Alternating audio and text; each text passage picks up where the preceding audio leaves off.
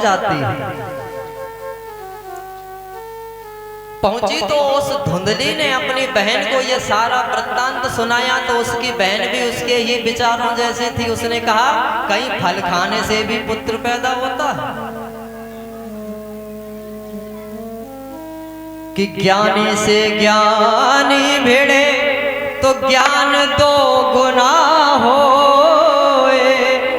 यदि ज्ञानी ज्ञानी आपस में वार्तालाप करते हैं तो इससे ज्ञान की बढ़ोतरी होती है हमारा। कि ज्ञानी से ज्ञानी भिड़े तो ज्ञान दो गुना हो, और मूर्ख से मूर्ख भिड़े तो अब लड़ाई हो। तत्काल देर नहीं लगती महाराज। यदि ज्ञानी से ज्ञानी वार्तालाप करता है तो ज्ञान की महत्वता बढ़ती है। और मूर्ख व्यक्ति से यदि मूर्ख व्यक्ति भिड़ जाए तो महाराज झगड़ा होने में समय नहीं लगता। तो आज धुंधली के विचारों जैसी ही उसकी बहन मिल जाती है। कहा कहीं फल खाने से भी बच्चे पैदा होते हैं। सामने गाय बंधी थी, बोली इसका परीक्षण हो जाएगा, ये फल इस गाय को खिला दो, यदि इस फल से बच्चा होगा तो गाय के भी हो जाएगा। बोले ये भी बात सत्य है। धुंधली ने कहा अरे बहन तुम्हारे तो गर्व ठहरा है, तुम मुझसे कुछ पैसा ले लेना, क्योंकि धुंधली जो थी वो महाराज पैसे वाले घर से थी और उसकी बहन थी वो थोड़ी गरीब थी। तो आज उसने लालच दे दिया। कहा अरे बहन तुम मुझसे धन दौलत ले लेना, लेकिन 9 महीने के पश्चात तुम्हारे जो संतान हो वो लाकर हमें दे देना। ये बात हमारे और तुम्हारे बीच में ही रहेगी, हम अपने पति देव को भी नहीं बतलाएंगे। अब विचार करिए महाराज, उन ब्राह्मण देवता ने कहा था कि 1 वर्ष तक झूठ नहीं बोलना चाहिए। इन्होंने तो फल भी नहीं खाया, उसकी अवहेलना कर दी, गाय को खिला दिया और झूठ पे झूठ प्रारंभ हो गया। बोली ठीक है। आज यहाँ पर महाराज देखो, जिस बालक ने इस पृथ्वी मैया पर आकर अपनी आंखों को भी नहीं खोल पाया, उसका सौदा कर दिया, सौदा कर दिया। तो 2 पंक्तियां हैं किसी कवि की, गौर देना।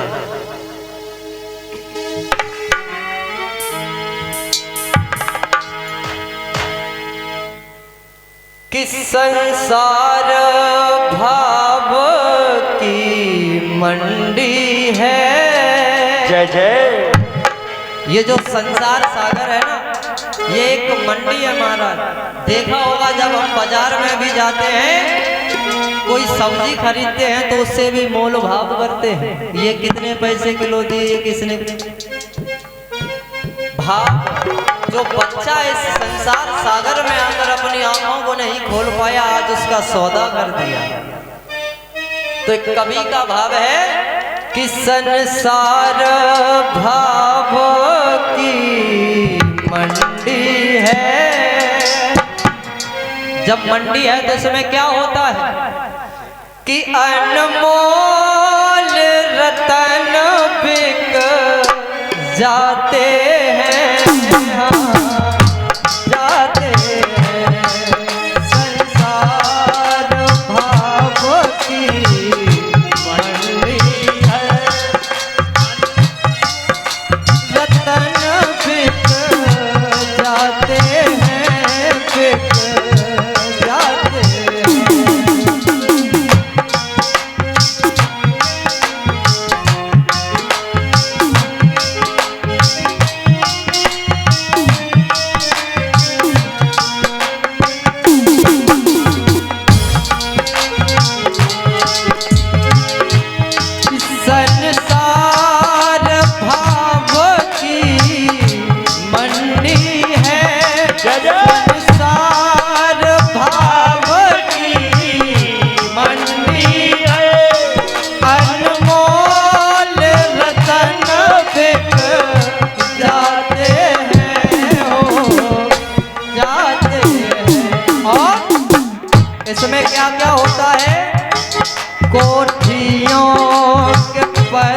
परखन से उड़ते हैं, राधे कोठियों के परखन से उड़ते हैं, तो धन वालों के धन बिक जाते हैं, हो जाते हैं। कोठियों के परखन से उड़ते हैं, कोठियों के परखन से उड़ते हैं, तो धनवानों के धन बिक जाते हैं, हाँ, जाते हैं।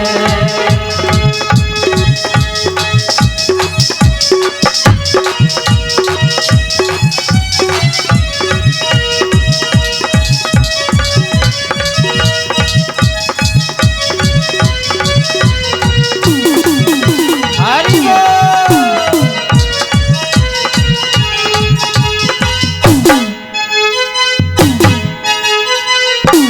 श्री राधे।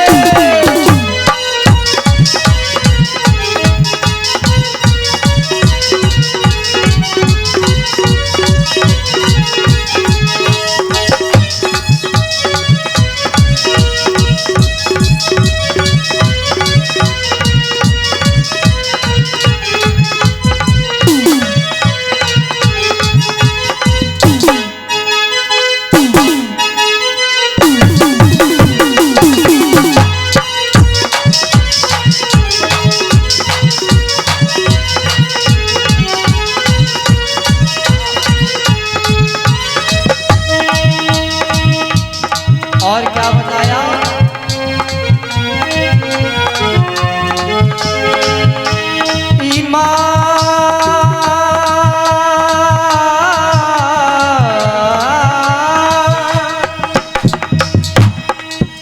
ईमान का सौदा होता है, इंसान का सौदा होता है, मस्जिद का सौदा होता है, मंदिर का सौदा होता है।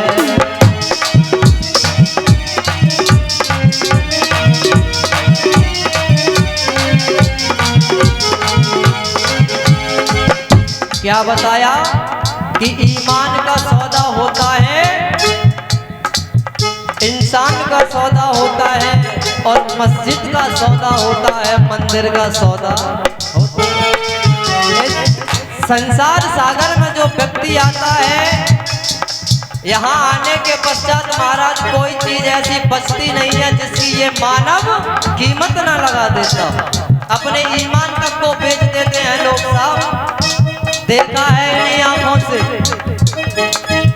ईमान का सौदा होता है, इंसान का सौदा होता है, मस्जिद का सौदा होता है, मंदिर का सौदा होता है, और सोने का सौदा होता है, चांदी का सौदा होता है, रोटी का सौदा होता है, बेटी का सौदा होता है।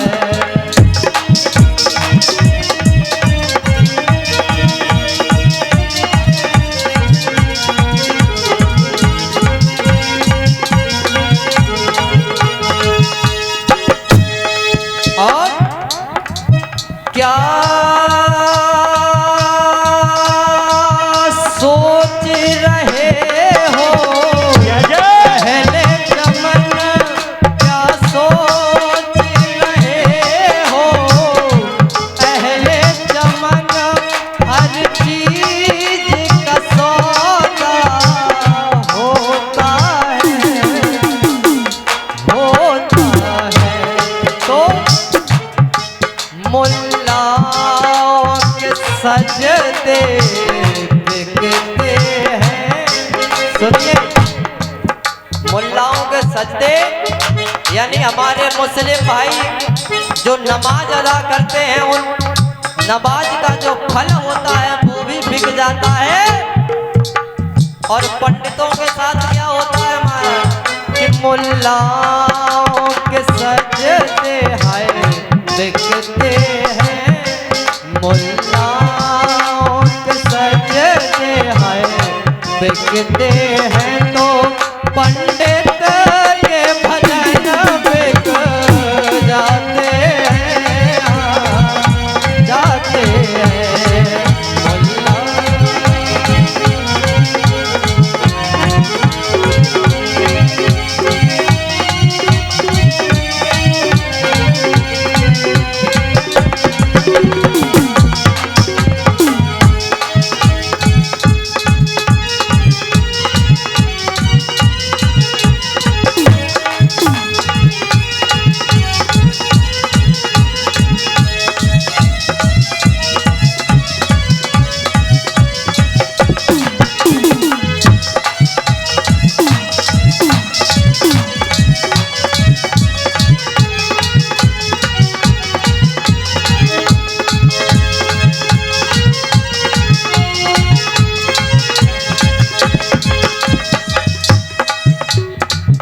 मुल्ला के सजदे हैं बिकते हैं, पंडित के भजन बिक जाते हैं, हो जाते हैं।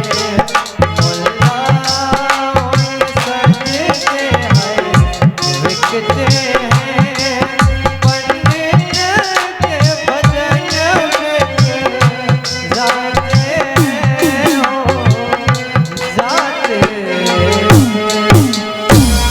क्या बोलना पड़ेगा? जोर से बोलना पड़ेगा, और जोर से। जो इस संसार सागर में बच्चा भी आया नहीं उसका भी सौदा कर दिया मां, ये मानसिकता है। शौनक ऋषियों, समय बीतता गया, यथ कालेन सा नारी प्रसूता बालकं तदः आनीय जनको बालं रहस्ये धुंधली ददौ। समय आने पर है शौनक ऋषियों, उसकी बहन के एक पुत्र उत्पन्न होता है। और जब उत्पन्न हुआ तो उसने चोरी से छिपके से रात्रि में आकर के वो पुत्र अपनी बहन को दे दिया और उससे धन लेकर चली जाती है।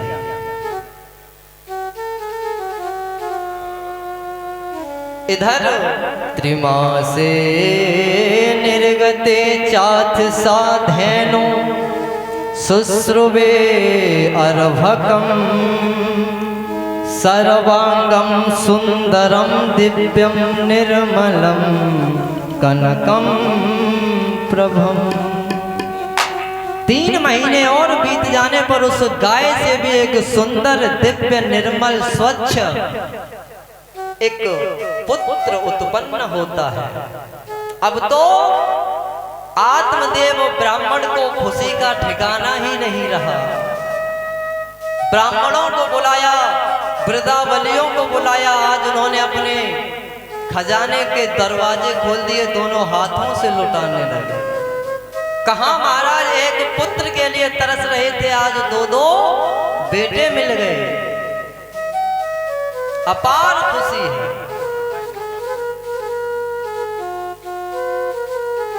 धीरे धीरे जब समय बीता,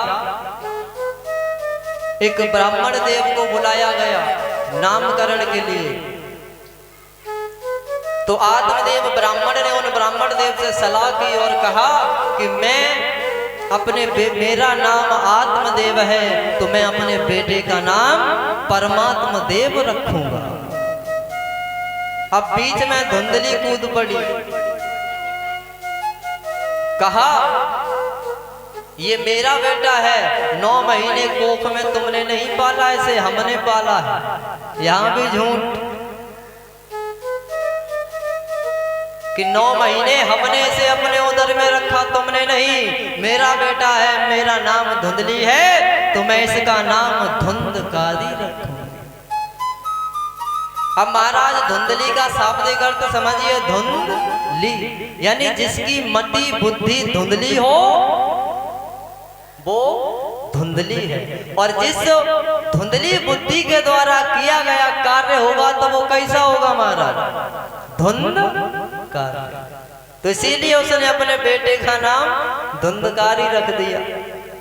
अब जो गौ से उत्पन्न हुआ उसका सारा शरीर स्वर्ण के समान चमकीला था, सुंदर था, लेकिन जब गाय से उत्पन्न हुआ तो महाराज थोड़ा तो अंश आएगा, इसलिए उसके कान गौ के समान थे।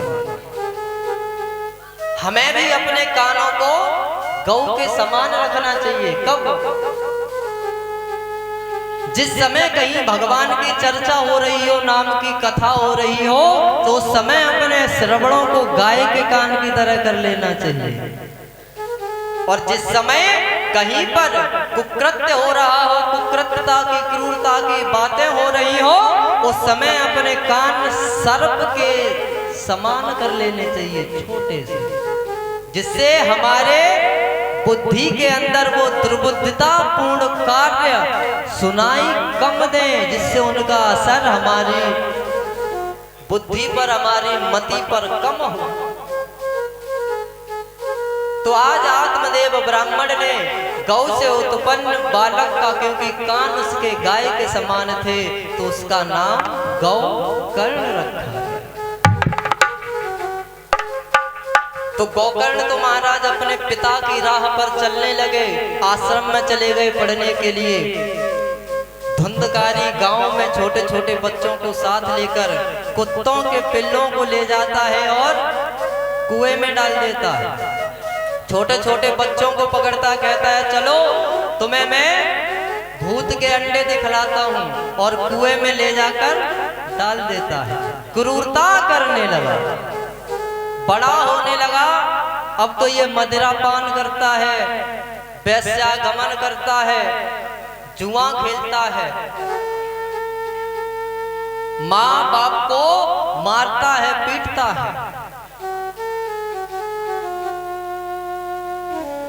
कि गौकर्णो पंडितौ ज्ञानी धुंधकारी महाखलः। गौकर्ण तो महाराज पंडित ज्ञानी हुए, क्यों? पिता की राह पर चले।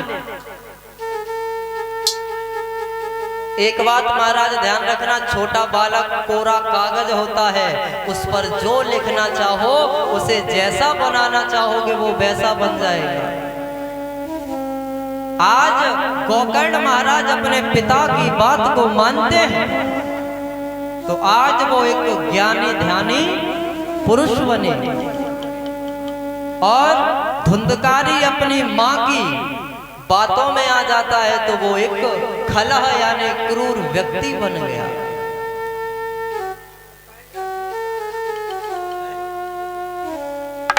अब तो आत्मदेव ब्राह्मण दुखी होने लगे, क्यों? जगह जगह से धुंधकारी की शिकायत आती है, कष्ट हो रहा है। कहते हैं इससे अच्छा तो जब मेरे कोई संतान ही नहीं थी तब था, मैं खुश था,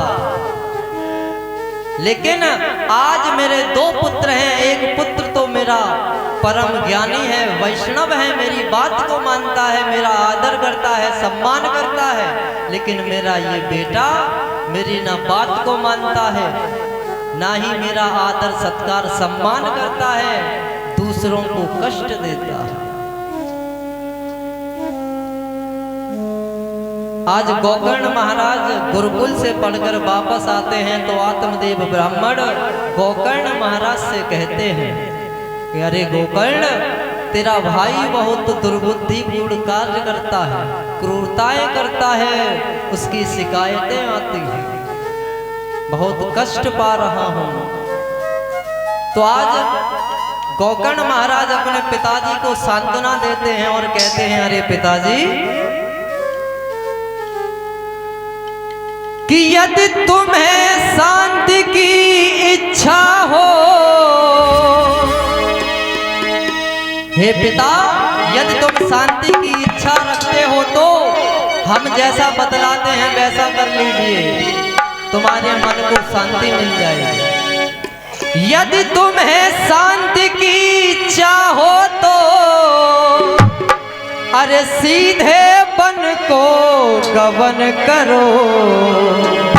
अब तुम्हारी उम्र भी हो चुकी है, बुढ़ापा आ गया है, छोड़ो ये झंझट दुनियादारी। चौथा बन है वनाश्रम चले जाओ। तो सीधे बन को गबन करो और हमको छोड़ो और उसको छोड़ो। हे पिता मुझे भी छोड़ दो और उस धुंधकारी को भी छोड़ दो, कि हमको छोड़ो और उसको छोड़ो। और जब हम दोनों को छोड़ दोगे तो क्या करोगे? तो श्री रामचंद्र का भजन करो।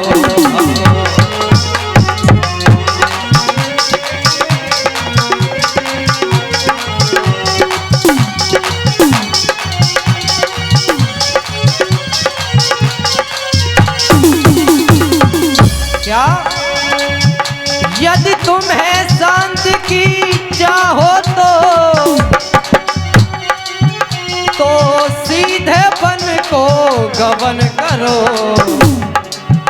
हमको छोड़ो उसको छोड़ो, हमको छोड़ो उसको छोड़ो। श्री रामचंद्र का भजन करो।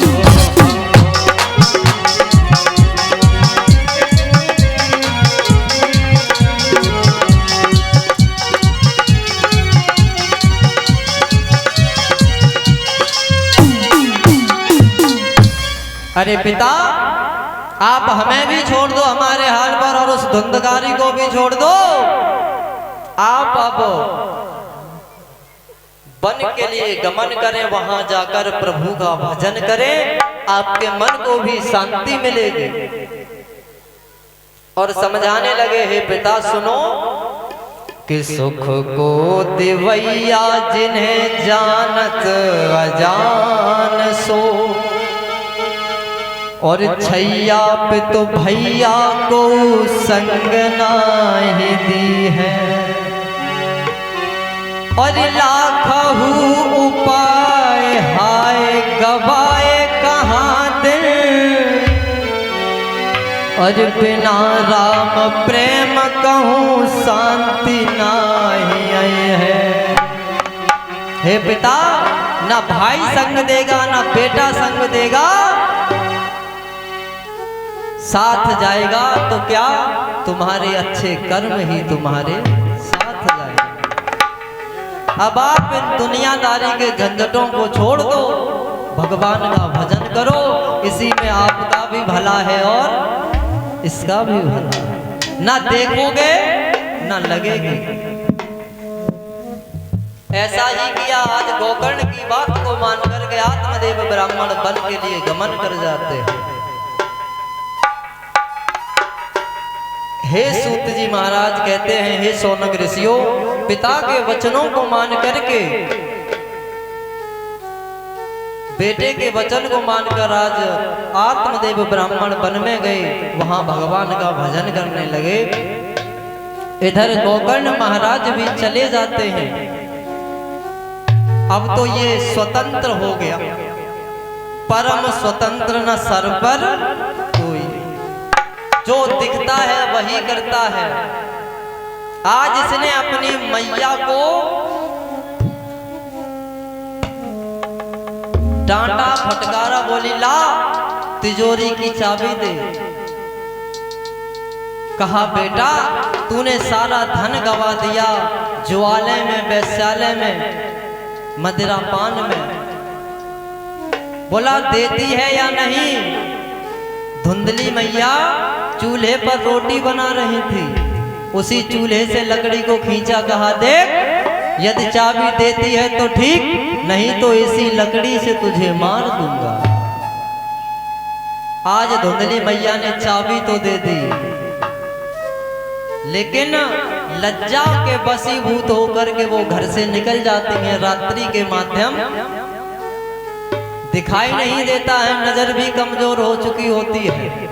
आगे कुआं था, दिखाई नहीं दिया, कुएं में गिरी और उसका प्राणांत हो जाता है। अब तो ये और स्वतंत्र हुआ महाराज, सारा धन गवा दिया। एक दिन ये 5 वेश्याओं को अपने घर ले आया।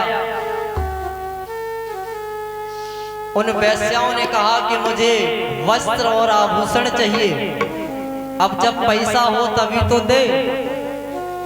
बोली यदि नहीं देते हो तो हम तुम्हें छोड़ के चले जाएंगे। इसका माथा ठनक गया, इसने एक राजा के घर चोरी कर ली। वहां से ले आया माल खजाना चुराकर और उन स्त्रियों को दे दिया। उन स्त्रियों ने वो वस्त्र आभूषण पहचान लिए, क्योंकि वो स्त्रियां वैश्याएं उस राजा के यहाँ पर नृत्यांगना का कार्य करती थी। कहा ये तो राजा के यहाँ के राजसीय वस्त्र हैं, आभूषण हैं। यदि किसी तरीके से राजा को पता चल गया तो ये तो जाएगा, लेकिन ये हमें भी साथ में लेके जाएगा। विचार करने लगी और कहती हैं एक दूसरे से कि हे बहन,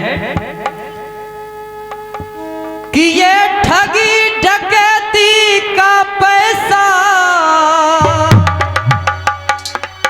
हे बहन ये चोरी का पैसा है, कि ये ठगी डकैती का पैसा और अपना प्रभाव दिखलाएगा। ये तो चोरी का पैसा और एक दिन अपना असर छोड़ देगा और ये अपना प्रभाव दिखलाएगा और ये जाएगा सो जाएगा। ये तो जाएगा लेकिन हमें भी साथ में लेके जाएगा। वही होगा महाराज कि हम तो जाएंगे सनम, तुमको भी लेकर डूबेंगे। कि ये जाएगा सो जाएगा और साथ में हमें ले जाएगा। ये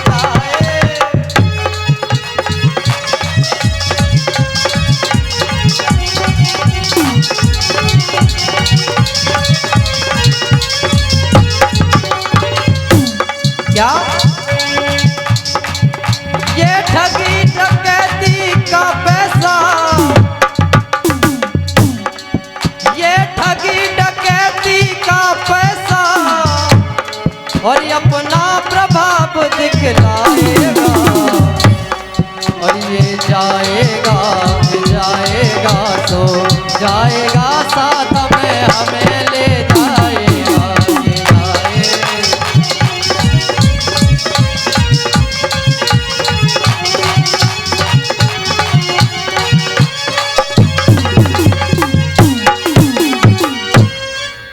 ये चोरी डकैती का पैसा है महाराज। यदि किसी तरीके से उस राजा को पता चल गया तो ये तो पकड़ा जाएगा, इसके चक्कर में हम भी फंस जाएंगे। तो उन्होंने क्या किया, आज धुंधकारी को इतना मदिरा पिलाई, उसे मदमस्त कर दिया, उसे ये तक नहीं पता कि हम जमीन पर पड़े हैं या चारपाई पे। इतनी शराब पिला दी और उसे रस्सियों से महाराज बांध देती हैं वो पांचों मिलकर। पहले तो उसे डंडों से, लातों से, घूंसों से मारा, लेकिन उसके प्राण नहीं निकले। क्यों? इतना आताताई था। उन्होंने सबूत को मिटाने के लिए क्या किया, वही जलते और दहकते हुए अंगारे आज लिए और उसके मुंह में डाल दिए। और जो लकड़ी आज उसने महाराज कुछ समय पहले अपनी मैया को दिखाई थी, कहा था देती है चाबी तो ठीक, नहीं तो इसी से मारूंगा, उसे तो नहीं मार पाया। उन्हीं कोयले के अंगारों से आज खुद मर रहा है। इसीलिए कहा है महाराज, कर्तव्यम सुभोगतम, जैसा करोगे वैसा भरना पड़ेगा। आज उसके मुंह में जलते हुए दहकते हुए अंगारों को जब डाला तो बड़ी मुश्किल से रोते हुए, बिलखते हुए, चीखते हुए उसके प्राण निकल जाते हैं। मर गया। वो पांचों वेश्याएं वो सारा धन माल जेवर लेकर के वहां से फरार हो जाती हैं।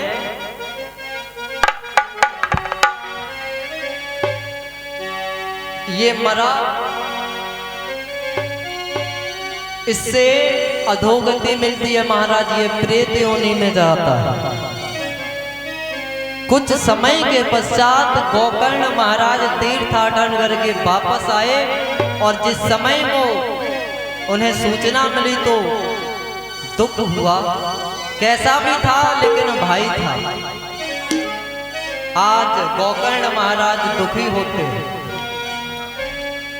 उन्होंने उसके उद्धार हेतु श्राद्ध किया, तर्पण किया, ब्राह्मणों को भोजन खिलाया, गया में भी श्राद्ध कर दिया। घर आए, चटाई बिछाई, पृथ्वी पर सोने लगते। अर्ध निद्रा में थे तो कभी ये धुंधकारी सूकर का रूप लेके आता है, कभी भैंसे का, कभी मेढ़े का, तरह तरह की छवियां प्रकट करने लगा। जब गोकर्ण महाराज को आभास हुआ तो उन्होंने अपने कमंडल से जल लिया और अभिमंत्रित किया। बोले, जो कोई भी हो मेरे समक्ष आओ, यदि नहीं आते हो तो मैं तुम्हें ये अपने कमंडल से जल लेकर अभिमंत्रित करके छिड़कूंगा और तुम भस्म हो जाओगे।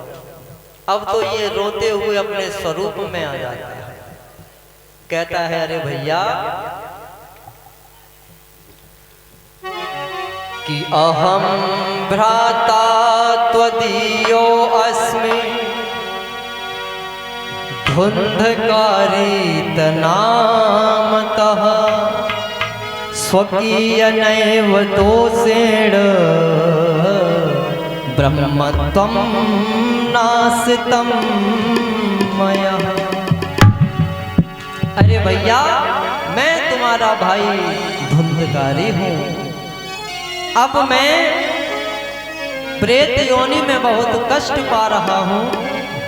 मैं आपसे निवेदन करता हूँ, विनती करता हूँ, कैसे भी करके आप मेरा उद्धार करें। मैंने कभी आपको अपना भाई नहीं माना, ना मैं कभी आपका भाई बन के रहा, ना मैंने आपकी आज्ञा का पालन किया, ना पिता की आज्ञा का पालन किया, ना माता की आज्ञा।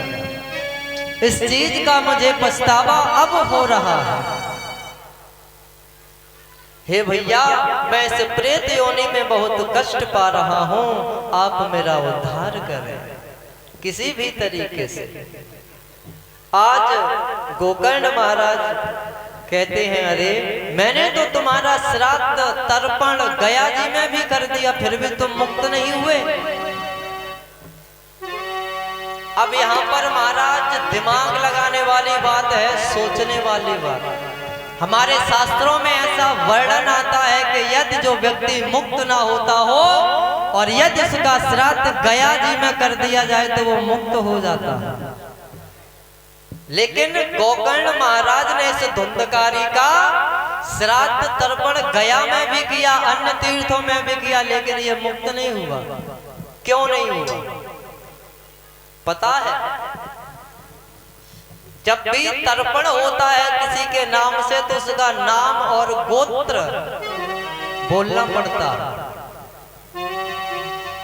अब गोकर्ण महाराज तो अपने यहाँ का गोत्र लगाते थे, आत्मदेव ब्राह्मण का जो गोत्र था, लेकिन धुंधकारी तो इनका पुत्र था ही नहीं, उसकी बहन का था। आत्मदेव की जो पत्नी थी धुंधली, उनकी बहन का बेटा था, तो इनका गोत्र एक नहीं हो सकता, अलग हो गया। यही कारण था कि गोत्र का भेद होने से इसकी मुक्ति नहीं हुई गया में तर्पण पिंड आदि करने से।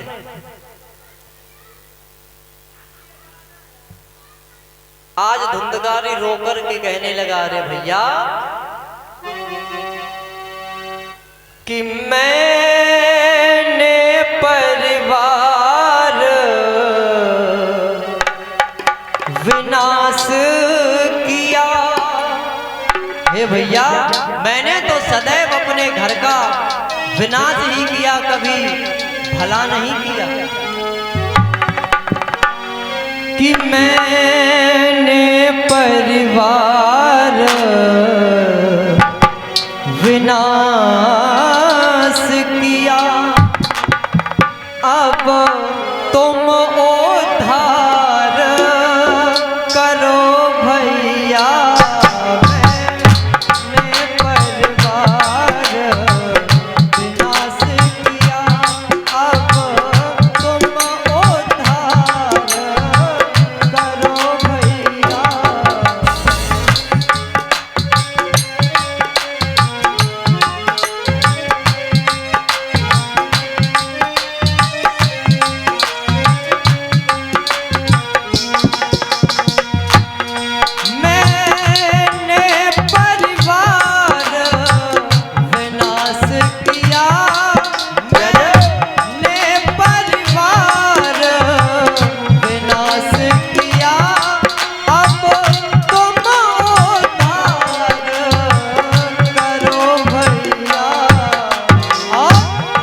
भैया मैंने कभी तुम्हें अपना भाई नहीं समझा, घर को घर नहीं समझा, लेकिन अब मैं कष्ट पा रहा हूँ कि भैया